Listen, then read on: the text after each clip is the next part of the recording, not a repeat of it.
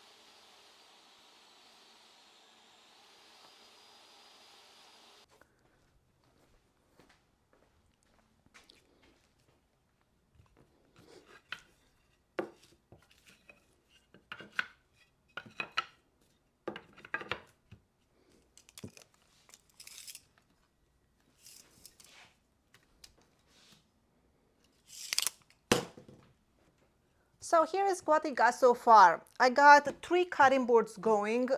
These 2 over here are going to become 1 eventually. So I put boards in a pattern that I thought it looked good to me. I tried to get like a darker color than a lighter one, a darker, kind of like, just get a little bit of contrast.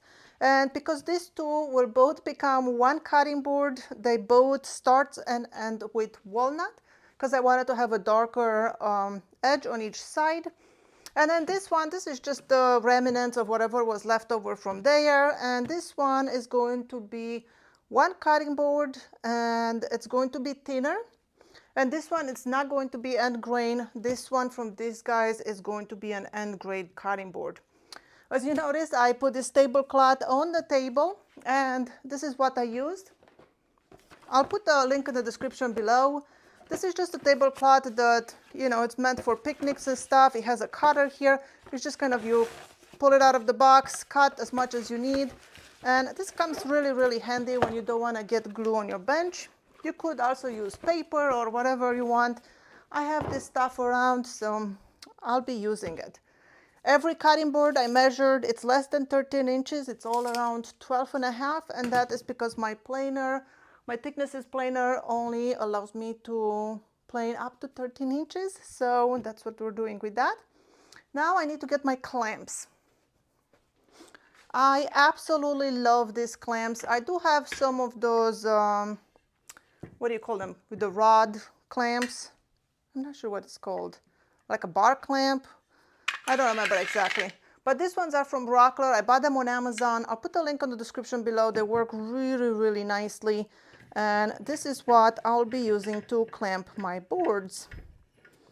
And one trick I learned is to put painter's tape onto my clamp. That way, you know, the glue is not going to stick to it.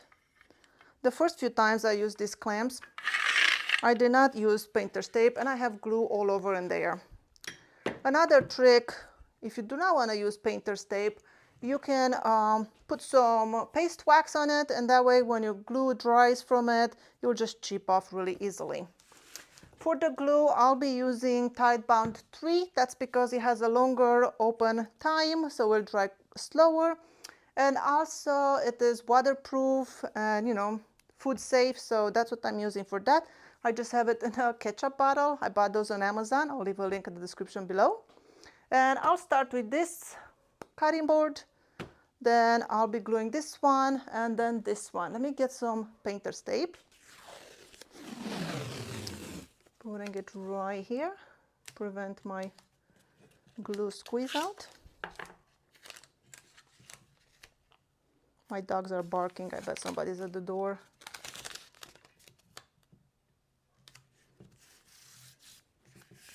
There you go, that's one.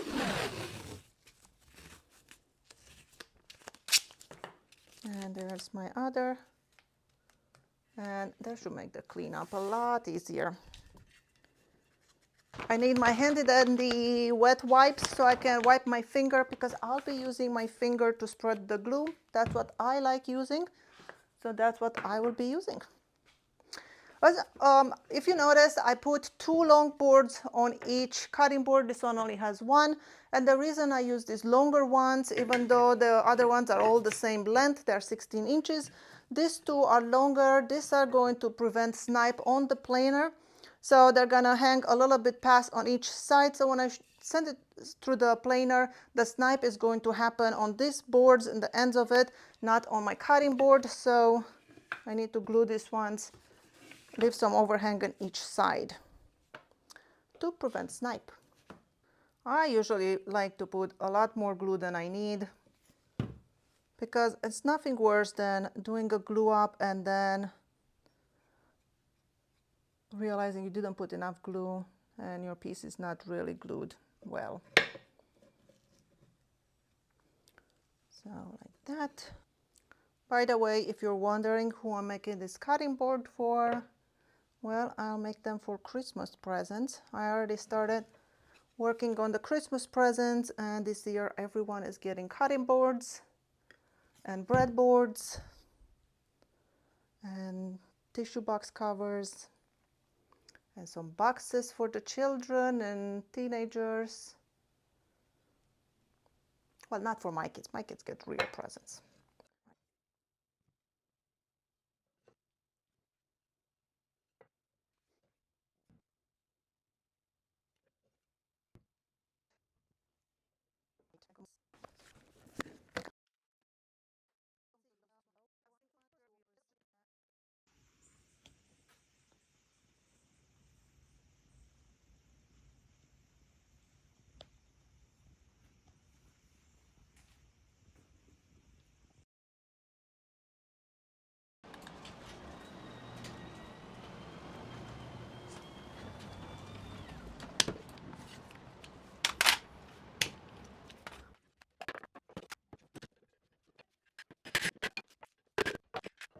All right, now we are the next day and our boards are looking pretty good, but we have a lot of glue squeezed up to clean out. So I'm gonna do that. And remember, I said these boards that are longer, this will prevent snipe, hopefully. Once I send it through the planer, if there's any snipe, it should happen on these longer boards and protect my cutting board. So what I will do now is I will take a paint scraper and I will scrape a lot of this glue off, and then I will send this through the planer. And I could send them straight to the planer, but I feel like that's gonna, you know, protect a little bit my knives from the planer. So I'll remove some of this glue and then through the planer, clean it all up, and then I will come back and cut it back again. So I'll see you in a bit.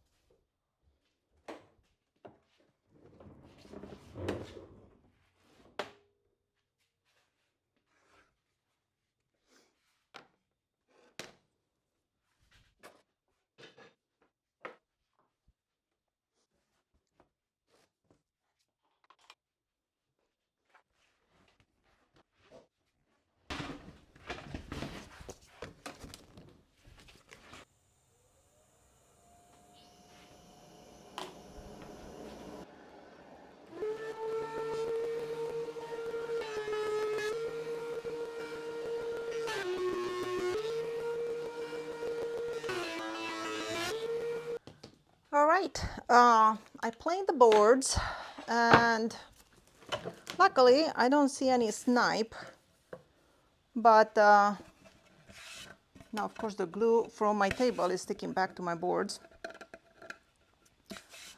What I will do now, I will take this to my miter saw and I will cut a straight edge over here because I know I have a straight edge here, so I'll just cut one on this side. And then I will take it to the table saw and keep cutting slices. I want to make sure these two cutting boards, not this one, these two are going to become one single cutting board. So I need to make sure I cut them, all the strips are the same width, because the width I'm going to cut the strips, that is going to be the thickness of our cutting board. And I think I'm going to do 1¼ inches. That's how much I'm going to cut strips in here. That way it's kind of thick, and after I plane it and stuff in the end, it should be about an inch. You could make yours thicker if you want. This is going to be a pretty small cutting board. It's not a lot of material. So that's what I'm going to do. This on the chop saw and then to the table saw.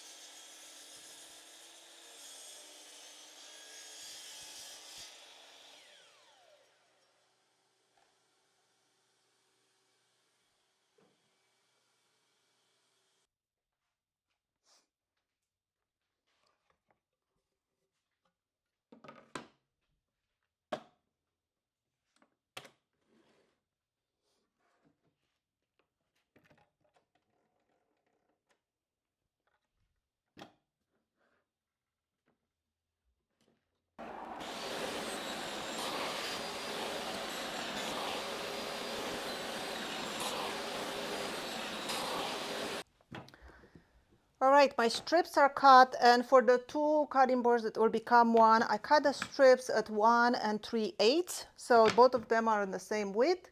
And then the third one that is not going to be an end grain cutting board, I cut one that was 1 3/8, and then another one that is 3/4 inch, and you will see why in a second. Now it's a matter of arranging these guys somehow so it looks good. So let's see, how are we gonna make a pattern here.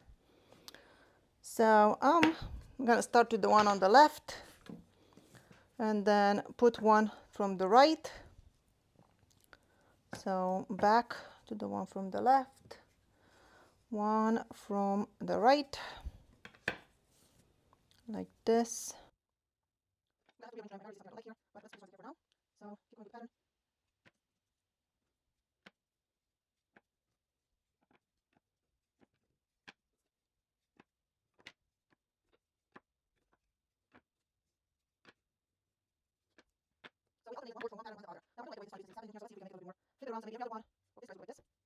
Then I'll leave this one in place, flip this one.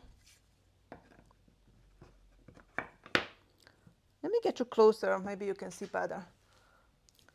All right. I feel like something is still not right. We get a lot of orange in here and not here, so I kind of want to add some more orange here. So let's see. Maybe all of these guys need to be flipped in here. Let's see if that one will make it more uniform.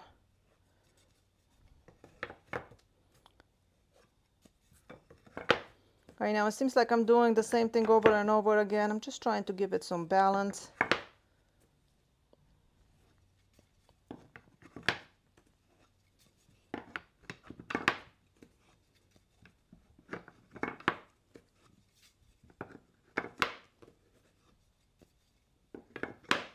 All right. I feel like the pattern looks a little bit more uniform now. So we got walnut on the edges.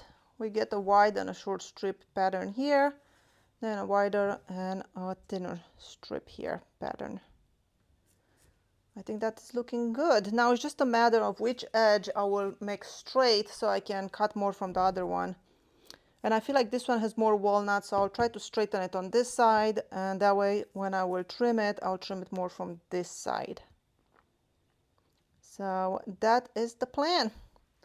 This one is going to be ready for glue up. Let's see the pattern on the other one. Again, this is the pattern I'm going for. And now let's look what we have here. I'm sorry I move you around like this, but so this one I don't have enough to make an end grain, but I do have a thin and a thick strip. So the way I will be doing this, I'll use a thicker strip and then I'll flip the thin strip and then go back to the thick, flip the thin.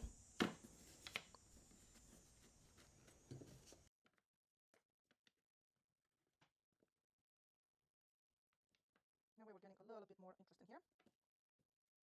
This one I didn't cut it the straightest. It's straight away from the blade of the table saw, so hopefully I'll be able to glue that all in place to make contact. So let's see. I think this is going to be our pattern for this one, just like this. All right, this is the pattern we're going with. I decided this is for one board, this is for the other board, and I'm going to glue these guys together, and then I will see you tomorrow when we have to do our final flattening and sanding and finishing and so on.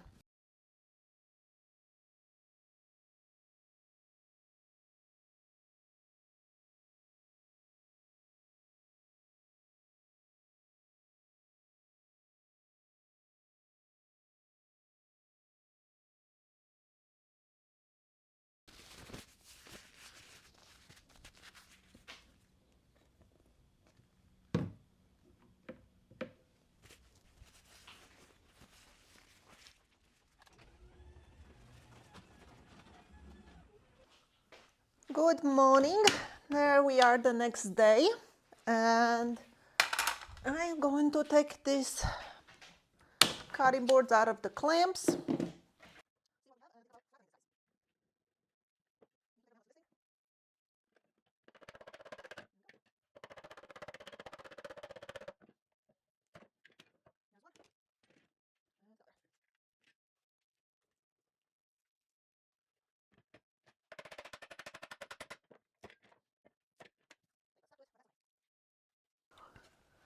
Now, the first thing I would like to do is maybe just trim this edge a little bit, just because it's very close to the 13-inch mark, and I wanted to make sure it fits into my planer really nicely. So I'm just going to trim a tiny little bit from this side, and that will give me one square edge.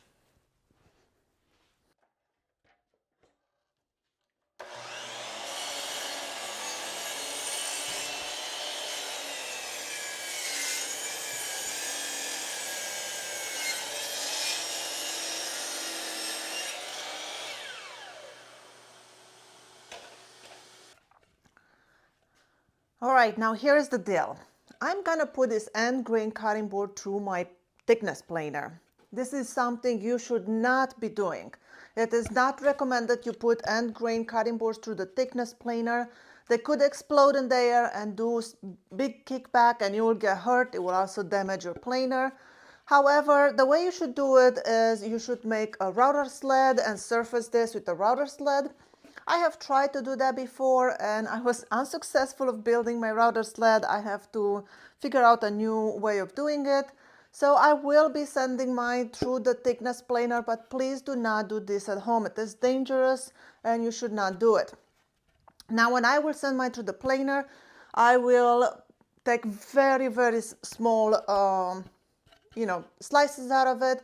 I'm gonna go a quarter turn on every time I go by. I'll just turn the wheel just a quarter turn, so it takes very, very small passes, and hopefully it's not gonna explode on me.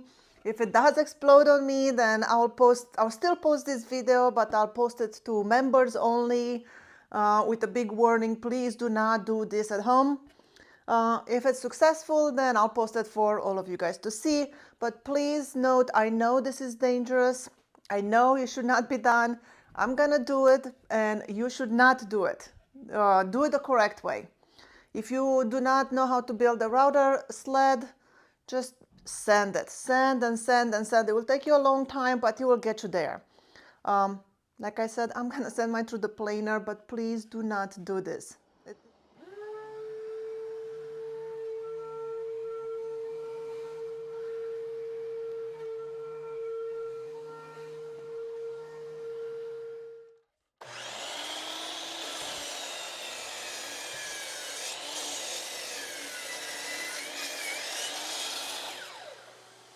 Now it's time to do some chamfers. I've tried on end grade cutting boards to use a router and do a chamfer, and it produces a lot of chip out.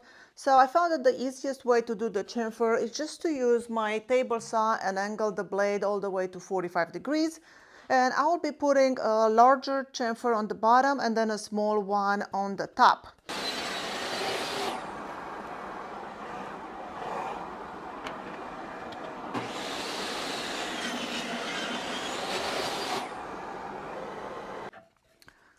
Now here is what we have. I put a large chamfer on the bottom, and that will just give it the appearance of a thinner cutting board, even though it is pretty thick.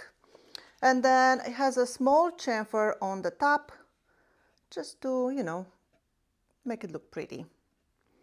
So now it's time to sand.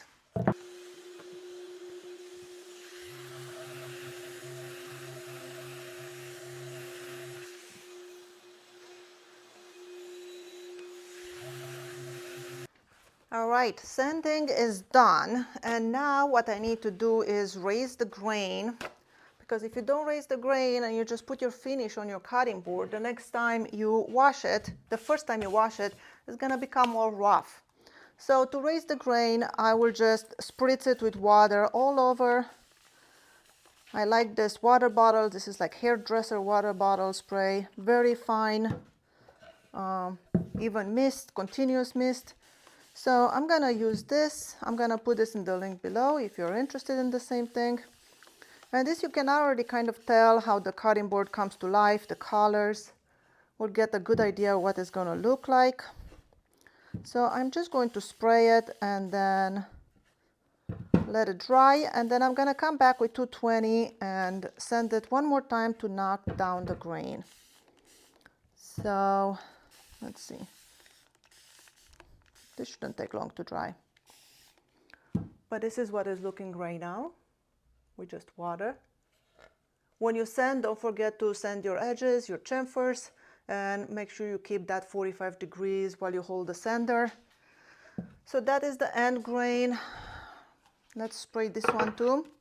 And this one, like I said before, I'm not gonna finish it just because it's too thin, but I wanna spray it with water just so you can see how these woods look so different just by using end grain or making it not end grain. If you remember, this was just the leftover wood from that cutting board. And like I said, because it's so thin, I'm not gonna finish it as a cutting board. I'm gonna make it into something. I'm thinking either napkin holder, coasters, or tea box. So you see the difference, even though they're the same wood, they look completely different just because this one it's end grain. And this one, it was so easy to make the design. As you saw, I just cut one thin strip, one thicker strip, and then alternated one of the strips. So that's that design over there. I'm gonna put this aside because, like I said, I am not going to finish it. So putting that aside, and now I'm waiting for this one to dry. Then I'm gonna sand it again with 220. By the way, you saw me using these cookies. Those are excellent for sanding. It keeps your workpiece from sliding around. You see this thing is already drying. Once it's dry, I'm gonna hit it with 220 and then we will apply the finish. All right, sand it down to 220. Then I also used the 220 and with my hand, I just kind of knocked over the edges, the sharp edges from our chamfer, just to make it feel nice to the touch. And for finishing, I'm gonna keep it simple. I'm just gonna use some food grade mineral oil. I'm gonna put some on this container. Now this cutting board is going to eat a lot of this mineral oil because it is an end grain cutting board. And I'll bring you in closer in a second. Just gonna pour some in here. And then I'm gonna go get one of those 3M white foam applicator things, and we'll put a finish on this, see what it looks like. There, let me see if I can bring this closer to you. It is 1,000,000 degrees today here in the shop. I think it's like 90% humidity outside and like over 90 degrees. So once I finish this, I think I'll be done for today and go to something else. Maybe take some photos. Love the way the colors come to life when you put the mineral oil on it. And it sounds like my lawnmowers are here.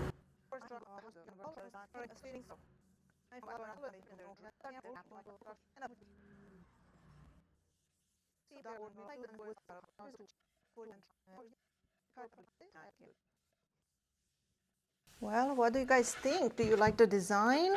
Is it looking nice? Here is the way it looks. Now you see why I started both of those boards with walnut on each side.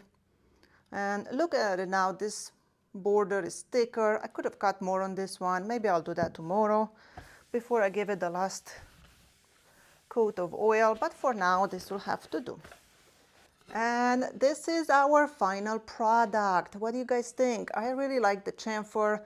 I know a lot of people do roundovers. I prefer chamfers. I think it looks a little bit more modern. And there it is, our cutting board. I hope this was helpful to you and you learned something new. Thank you so much for watching. My name is Skylar Ewing, and I'll see you in my next video.